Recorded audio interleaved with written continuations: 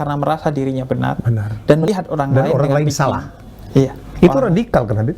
Iya. Menganggap apapun yang tidak sama dengan dia salah. Betul. Itu namanya takfiri, mengkafirkan orang lain yang berbeda Gampang betul dengan dia. mengkafirkan orang. Dan orang pertama yang dikafirkan oleh dia adalah Sayyidina Ali bin Abi Thalib, dan dibunuh dalam keadaan sedang sujud di masjidnya oleh seorang yang hafal Quran, pembaca Al-Quran, seorang muslim yang taat. Jadi dari dulu tuh udah ada ya? Udah ada. Bahkan bisa ditarik ke zaman Nabi Muhammad. Nabi Muhammad pernah ditegur oleh seseorang karena membagikan harta rampasan perang.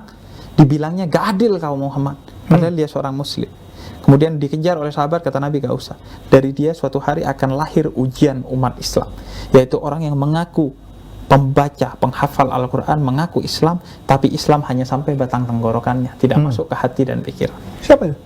Yaitu orang-orang neo-Khawarij, disebutnya Khawarij. Orang-orang sekarang yang memiliki ciri, pertama, mengkafirkan orang yang berbeda. Betul. Nabi Muhammad mengislamkan, ini malah mengkafirkan. Yang kedua adalah menyelesaikan masalah dengan kekerasan. Menyelesaikan masalah dengan kekerasan. Yang ketiga adalah menuduh orang yang berbudaya, bernegara sebagai togut, sebagai syirik, dan lain sebagainya. Jadi itu bahaya sekali. Itu perbedaan di internal umat Islam bisa lebih membahayakan dari perbedaan antar agama. Timur Tengah dihancurkan oleh perbedaan di internal umat Islam. Padahal sesama Islam. Sesama Islam saling membunuh ya. Dan sesama Arab. Sesama Arab. Di sini beda suku satu negara, di sana satu suku beda negara, tapi lebih sulit untuk bersatu. Dan pan-Islamisme gagal, pan-Arabisme gagal. Karena apa menurut saya? Karena agama ditanamkan secara dogma, bukan dari kesadaran. Bukan dari kesadaran. Kalau di sini secara kesadaran, sehingga salah satu capaian kita dijajah Belanda ratusan tahun menurut populernya, tapi agamanya gak berubah karena akulturasi agama dan budaya. Agama meresap ke hati orang. Agama sebagai way of life bagi kita, sehingga sulit dicerabut. Makanya saya bilang, nggak khawatir itu collab sama non muslim, nggak pernah khawatir. Penjajah aja pernah jajah sini, kita tetap Islam. Padahal biasanya penjajahan itu membawa agama ya. Membawa agama, salah satu misinya kan pasti gospel.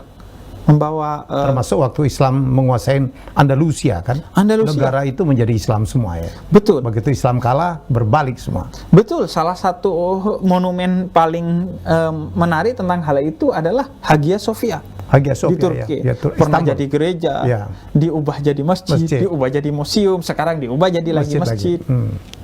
Itu kan menunjukkan bahwa setiap penjajahan biasanya membawa agama, karena agama itu kan alat untuk mencandu orang paling enak, paling gampang.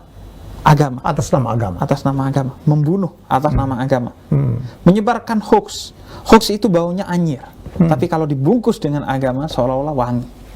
Karena itu banyak hoax atas nama agama. Imam Turmudi mengumpulkan ratusan ribu, bahkan konon lebih dari 1 juta hadis pertama kali, tapi dipilih hanya ribuan karena ternyata mayoritas hadis yang dikumpulkan itu adalah hoax atas nama Nabi Muhammad. Jadi dari zaman Nabi Muhammad itu ada hoax juga. Padahal Nabi Muhammad sudah mengancam dengan tegas. Kata Nabi Muhammad, siapa yang menyebarkan hoax atas nama aku, tempat duduknya sudah standby di neraka, meskipun orangnya belum masuk. Tapi tetap aja orang. Makanya hoax atas nama agama itu sudah ada sejak zaman Nabi, tidak takut kepada Nabi. Dan dia biasanya disebarkan oleh orang pintar yang jahat, menjadi konsumsi dari orang bodoh yang baik. Banyak orang yang baik, tapi dia gak bisa membedakan mana hoax mana enggak. Riset terbaru saya baca, 63% orang Indonesia gak bisa bedakan mana hoax mana enggak.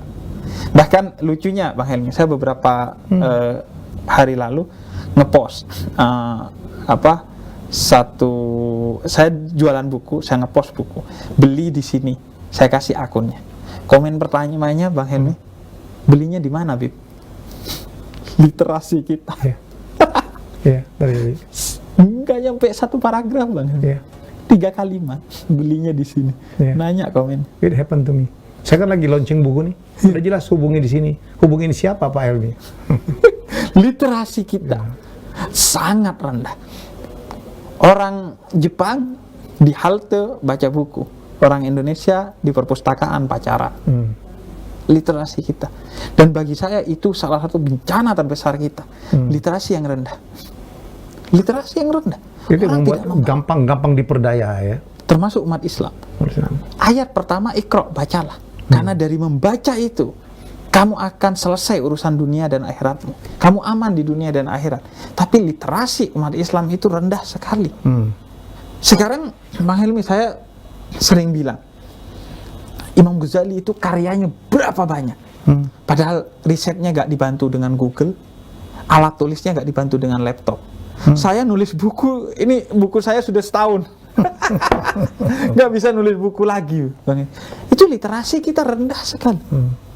Rendah literasi dalam hal menulis, membaca, atau Apalagi sekarang dengan kritikal dalam reading, membaca dengan cermat.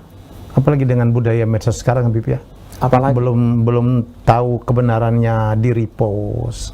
betul. Ya, itu terjadi dan ini termasuk penanggulangan COVID itu banyak sekali hoax yang Betul. Makanya tidak bertanggung jawab. Saya sering bilang tantangan kita sekarang bukan hanya pandemi, tapi infodemi. Ya, info demi zaman ini. Hoax tentang pandemi, hoax tentang vaksin. Vaksin nggak vaksin, gue mati kok, Bib. Iya, makan nggak makan juga lo mati. Apakah lo kemudian memilih untuk nggak makan? Nggak makan. Bib, jangan takut corona, takutlah kepada Tuhan. Sayyidina Umar orang yang paling pemberani dan paling beriman. Ketika masuk ke Syam ada pandemi di sana, beliau mengurungkan. Kata beliau, saya lari dari satu takdir menuju takdir lainnya. Hoax di mana-mana sekarang. Atas nama. Jadi ini bencana yang bisa jadi lebih besar dari pandemi. Orang dibunuh bukan karena pandemi, karena hoax. Ada satu kisah di Twitter yang sempat viral. Bagaimana ayahnya mati karena hoax di grup WhatsApp. Wah, jangan takut. Akhirnya ayahnya tetap melakukan ini dan itu, akhirnya mati karena corona. Makanya saya bilang kadang kunci hidup bahagia adalah keluar dari grup WhatsApp.